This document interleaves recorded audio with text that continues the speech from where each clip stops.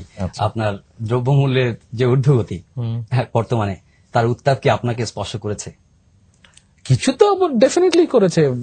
বাসায় গেলে স্ত্রী তো বলেই যে আচ্ছা এটার দাম বেড়েছে ওটার দাম। আচ্ছা আমি আপনাকে জিজ্ঞেস করি, তো আপনারা সবসময় আমাদেরকে জিজ্ঞেস করেন দ্রব্যমূল্য কেন, মানে জিনিসের দাম কেন বললো। আপনি একটু বলেন তো জিনিসের দাম কেন বললো।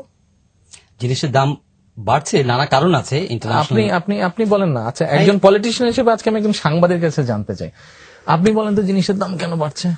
উৎপাদনের সমস্যা আছে, পরিবহনের সমস্যা আছে, আন্তর্জাতিক ভাবে পণ্যের মূল্য বেড়ে যাচ্ছে, ইন্টারন্যাশনাল অয়েল প্রাইস বাড়ছে, নানা কারণ এটার সঙ্গে জড়িত আছে। আর তবে কি কারণ?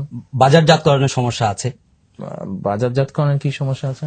উৎপাদনের ক্ষেত্রে ধরেন আমি জানি না, I want to learn from you, I want to know from you. আপনি আমাকে বলেন যে কেন বাড়ছে।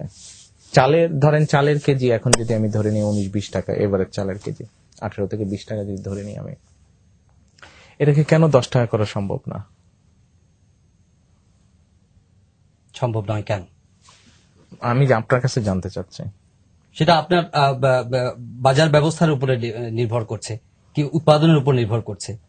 কিন্তু না, 10 টাকা না, 10 টাকা ধরেন আপনার ইন্টারভিউ আমি নিচ্ছি, 10 টাকা কেজি কেন দেওয়া সম্ভব না? দেওয়া কি সম্ভব? সম্ভব নয়, কিন্তু সেটা কেন সম্ভব নয়? সম্ভব নয়। আমি তো মনে করি সম্ভব। 10 টাকা, কারণ এটা প্রতিদিনের বাজার চিত্র পাল্টে যাচ্ছে, উৎপাদন ব্যবস্থার সঙ্গে এটা সম্পৃক্ত। উৎপাদন ব্যবস্থায় কি সমস্যা? উৎপাদনে যদি আপনি প্রপারলি যদি সার, ডিজেল, বিদ্যুৎ সেগুলো যদি আপনি প্রপারলি সরবরাহ করতে না পারেন, সেক্ষেত্রে তো উৎপাদন হ্যাম্পার হতে পারে। উৎপাদন যদি হ্যাম্পার হয়, তাহলে বাজারের দ্রব্যমূল্য তো স্বাভাবিকভাবে বাড়বে। না, সার, ডিজেল, বিদ্যুৎ, এইবার তো আল্লাহর রহমতে আপনার বাম্পার ফলন হয়েছে। তো যদি সার, ডিজেল, বিদ্যুৎ এগুলা যদি সরবরাহ করা সম্ভব না, তো বাম্পার ফলন হলো কেমন করে? ক্রপ বেশি হয়েছে, লাস্ট ক্রপ সিজনে ক্রপ কিন্তু বেশি হয়েছে। এক্সপেক্টেড যেটা গ্রোথ ছিল বা এক্সপেকটেশন যেটা ছিল আল্লাহর রহমতে তার থেকে বেশি হয়েছে। আমরা তো বলছি যে আপনার একটা রিজনেবল একটা প্রাইস, সেটা আপনি what is the reasonable price then for a kg, for 1 kg rice যেটা নর্মালি মানুষ খায়,